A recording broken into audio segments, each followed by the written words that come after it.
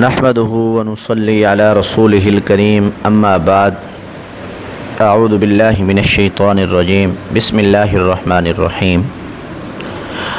سامعین محترم، 19ویں تراویح میں 22واں پارہ تلاوت کیا گیا۔ 22ویں پارے کی ابتدا سورہ احزاب کے چوتھے رکوع کے درمیان سے ہوتی ہے۔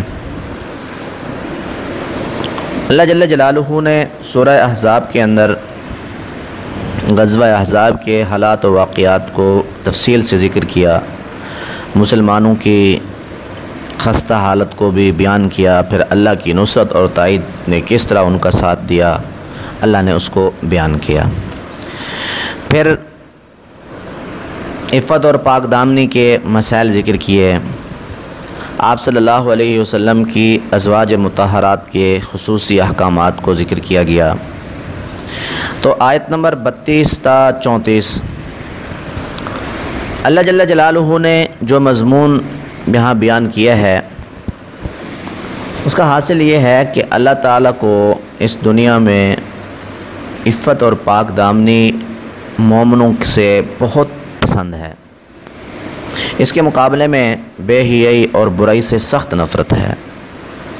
اسی واسطے اللہ پاک نے ایسے تمام دروازے جن سے بے حیائی فحاشی ممکنہ طور پر وجود میں آ سکتی ہو ان سب پر پابندیاں لگا دی ہیں، حتیٰ کہ عورتوں کی جو گفتگو ہوتی ہے گفتگو کے ایسے انداز پر بھی پابندی لگا دی جس سے کسی قسم کے فتنہ میں پڑنے کا اندیشہ ہے۔ خطاب جناب نبی کریم صلی اللہ علیہ وسلم کی ازواج مطہرات کو ہے۔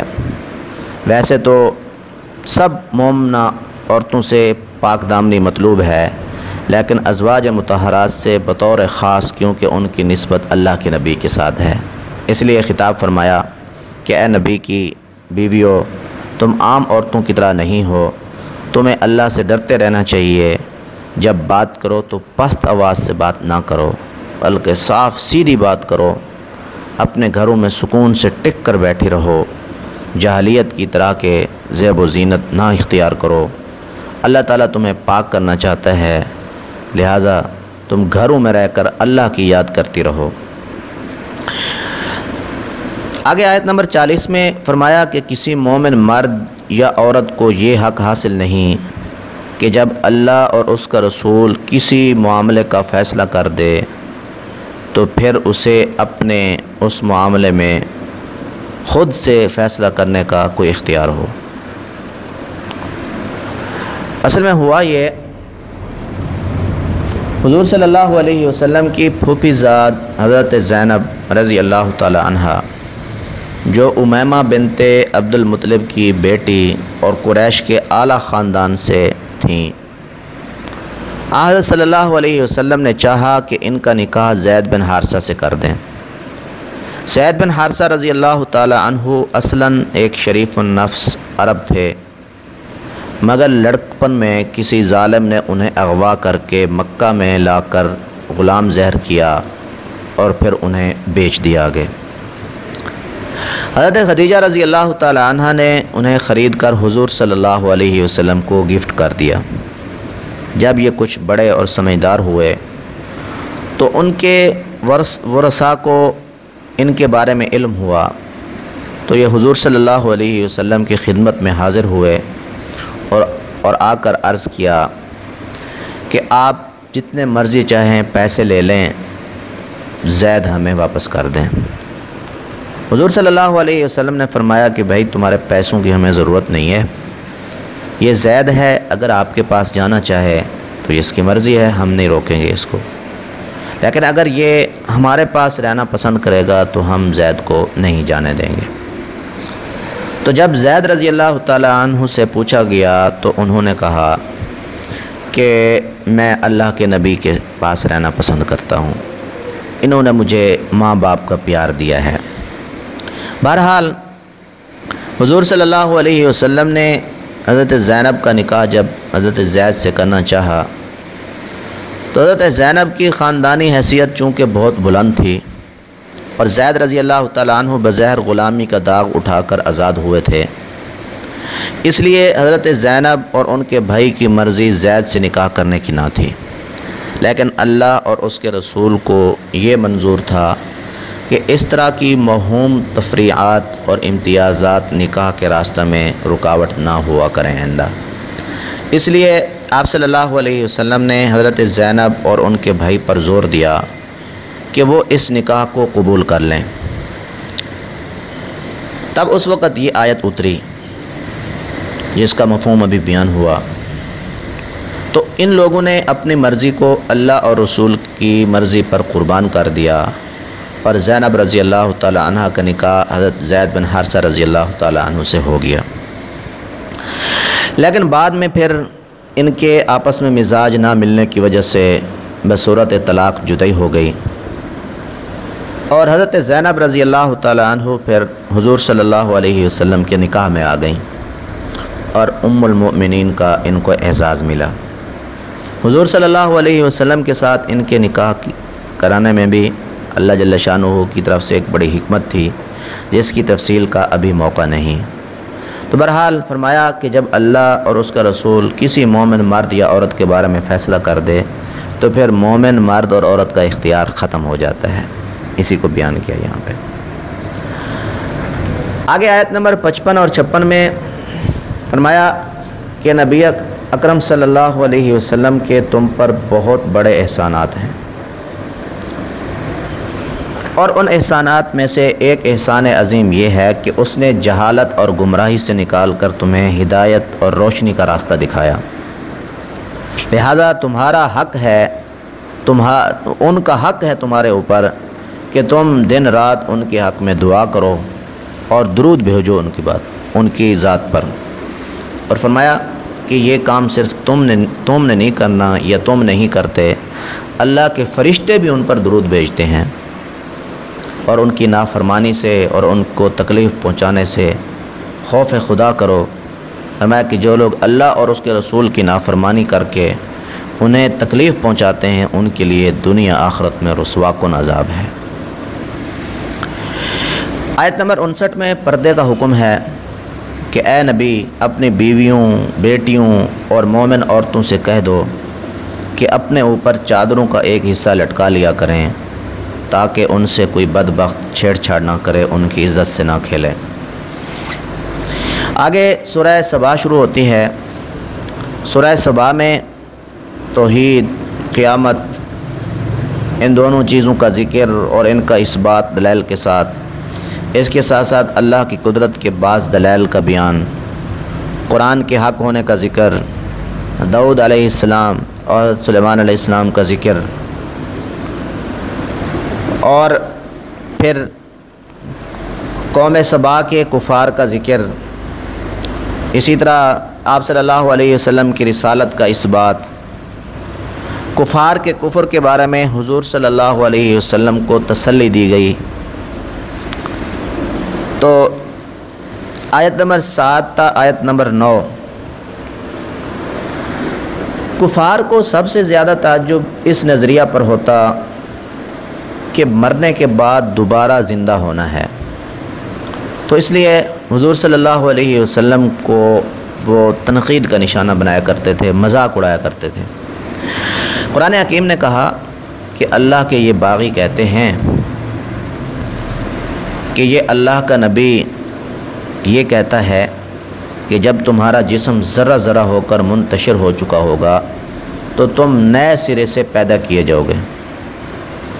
وہ کہتے ہیں معلوم نہیں یہ شخص یعنی اللہ کا نبی اللہ کے نام سے جھوٹ کرتا ہے یا اس کو کوئی جنون، کوئی یہ پاگل پن اس کو لائق ہو گیا، نعوذ باللہ۔ فرمایا کہ نادانو، عقل تو تمہاری ماری گئی ہے، سر پٹ جہنم کی طرف دوڑے جا رہے ہو، عقل تو تمہاری نہیں ہے۔ فرمایا کہ اگر ہم چاہتے تو ایسے لوگوں کو زمین میں دھنسا سکتے تھے، لیکن ہم نے ان کو ڈھیل دے رکھی ہے۔ آیت نمبر 10 میں حضرت داؤد علیہ السلام کا ذکر کیا کہ ہم نے ان پر بڑے بڑے انعامات کیے، انہیں اپنے انعامات سے نوازا، ان کے لیے لوہا نرم کر دیا، تانبے کے چشمے ان کے لیے بہا دیے، پھر وہ اپنے استعمال میں لاتے تھے ان کو۔ حضرت سلیمان علیہ السلام کی موت کا ذکر ہے، حضرت سلیمان علیہ السلام کو اللہ جل جلالہ نے جب وفات دی تو اس کا بڑا عجیب واقعہ یہاں قرآن حکیم میں ذکر کیا گیا ہے۔ حضرت سلیمان علیہ السلام کے لیے جنات کو اللہ پاک نے مسخر کر دیا تھا۔ جنات ان کے تابع فرمان تھے اور ان سے ڈرتے بھی بہت تھے۔ یہ جنات انسانوں کے ساتھ گھل مل کے رہتے تھے حضرت سلیمان علیہ السلام کے زمانے میں، تو یہ انسانوں سے یہ کہتے تھے اپنی برتری جدلانے کے لیے، رعب جمانے کے لیے کہ ہم غیب کا علم جانتے ہیں، ہمیں غیب کی خبریں معلوم ہوتی ہیں۔ تو اللہ جل جلالہ نے یہ بات سمجھانے کے لیے انسانوں کو اور جنات کو حضرت سلیمان علیہ السلام کی وفات کا ایک عجیب واقعہ اللہ پاک نے یہ جو ہے وجود میں لایا۔ حضرت سلیمان علیہ السلام جنوں کے ہاتھوں مسجد بیت المقدس کی تجدید کرا رہے تھے، تو ان کو معلوم ہوا کہ ان کی وفات کا وقت آ پہنچا ہے، تو انہوں نے جنات کو تعمیر کا سارا نقشہ سمجھا کر اپنے آپ کو ایک شیشے کے کیبن میں بند کر کے عبادت الہی میں مشغول ہو گئے۔ اسی حالت میں فرشتے نے آ کر ان کی روح قبض کر لی اور آپ کا جسم آپ کا بے جان جسم ایک لکڑی کے سہارے کھڑا رہا، کسی کو آپ کی وفات کا احساس تک نہ ہو سکا۔ وفات کے مدت بعد تک جنات بدستور مسجد کی تعمیر میں لگے رہے۔ جب مسجد کی تعمیر مکمل ہو گئی تب جس لکڑی پر آپ ٹیک لگا کر کھڑے ہوئے تھے اس کو دیمک نے چاٹ لیا۔ جب وہ بالکل گل گئی، سڑ گئی تو آپ گرے، سب کو آپ کی وفات کا علم ہو گیا، جس سے جنات کی غیب دانی کی حقیقت بھی کھل گئی۔ پھر جنات چونکہ سلیمان علیہ السلام سے ڈر کر کام کرتے تھے، فوراً کام چھوڑ دیا۔ تو جو لوگ جنات کی باتوں کو مانتے تھے، ان کی پوجا کرتے تھے، ان کو بھی عقل آ گئی۔ تو اللہ پاک نے اس کو ذکر کیا آیت نمبر 14 میں سورہ سبا کی۔ فرمایا آگے آیت نمبر 31 تا آیت نمبر 33، جو لوگ قرآن کریم اور کتب سماویہ کا انکار کرتے ہیں ان کے بارے میں فرمایا کہ یہ کافر کہتے ہیں کہ ہم اس قرآن کو نہیں مانتے اور نہ اس سے پہلے کی کسی کتاب کو تسلیم کرتے ہیں۔ فرمایا کہ کاش ان ظالموں کا حال آپ اس وقت دیکھ لیں جب یہ اللہ کے حضور کھڑے ہوں۔ اللہ کے حضور کھڑے ہو کر ایک دوسرے پر یہ الزام دھریں گے۔ کمزور لوگ اپنے بڑوں سے اور سرداروں سے کہیں گے کہ اگر تم نہ ہوتے تو ہم ضرور مومن ہوتے، تمہاری مکاریوں نے ہمیں راہ راست سے روکا اور ہم گمراہ ہوئے۔ ان کے بڑے رہنما اور سردار انہیں جواب دیں گے کہ یہ جرم تم نے خود کیا ہے، ہم نے تمہیں مجبور نہیں کیا تھا۔ اس وقت یہ پچھتاتے رہ جائیں گے اور فرمایا کہ ان کا کوئی مددگار بھی وہاں پہ نہیں ہوگا۔ آگے فرمایا آیت نمبر 37 میں اور اسی طرح آیت نمبر 39 میں کہ اللہ سے قریب کرنے والی چیز مال اور اولاد نہیں بلکہ ایمان اور نیک اعمال ہیں۔ میں کہ ہاں وہ مال بھی اللہ سے قربت کا ذریعہ ہے جو راہ خدا میں خرچ کیا جائے۔ فرمایا کہ جو بھی تم اللہ کی راہ میں خرچ کرتے ہو اس کا بدلہ اللہ تمہیں ضرور دیتا ہے اور اللہ بڑا رزق دینے والا ہے۔ آگے غور و فکر کی دعوت دی گئی۔ آپ صلی اللہ علیہ وسلم کو خطاب ہے، اے نبی ان سے ذرا کہو کہ میں تمہیں صرف ایک نصیحت کرتا ہوں، خدا کے لیے تم اکیلے اکیلے اور دو دو مل کر سوچو اور غور کرو، کیا حکمت سے بھری ہوئی آیات پڑھ کر سنانے والا یہ شخص یہ دیوانہ ہے جیسا کہ تم کہتے ہو؟ بہت ظالم ہو تم۔ سورہ فاطر آگے شروع ہوتی ہے۔ سورہ فاطر کے اندر بھی توحید کے اس بات کے دلائل ہیں، شرک کے باطل ہونے کے دلائل ذکر کیے گئے، اور بعض آیات میں جناب نبی کریم صلی اللہ علیہ وسلم کو تسلی دی گئی اور دوبارہ زندہ ہونا اور اعمال کا بدلہ اور ان کی سزا بھگتنا اس کو بھی ثابت کیا گیا ہے۔ بہرحال آیت نمبر 2 کے اندر فرمایا اللہ تعالیٰ اگر رحمت کا دروازہ کھول دے تو دوسری کوئی قوت نہیں جو روک سکے، اور اگر اپنی رحمت اور نعمتوں کو روک لے تو دوسری کوئی طاقت نہیں جو انہیں کھول سکے۔ آگے 5 اور 6 میں فرمایا لوگوں اللہ کا وعدہ سچا ہے، دنیا کی زندگی تمہیں دھوکہ میں نہ ڈالے، اور فرمایا کہ کوئی دھوکہ باز بھی تمہیں اللہ کے معاملے میں دھوکہ نہ دینے پائے۔ فرمایا کہ حقیقت میں شیطان تمہارا دشمن ہے، تم بھی اسے دشمن سمجھو، وہ اپنے پیروکاروں اور دوستوں کو جہنم کی طرف بلاتا ہے۔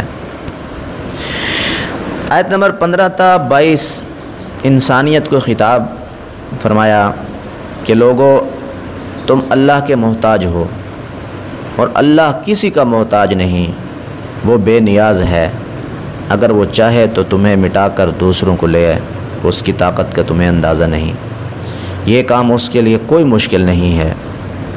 فرمایا کہ جو پاکیزہ زندگی اختیار کرے گا اس کا اپنا فائدہ ہے۔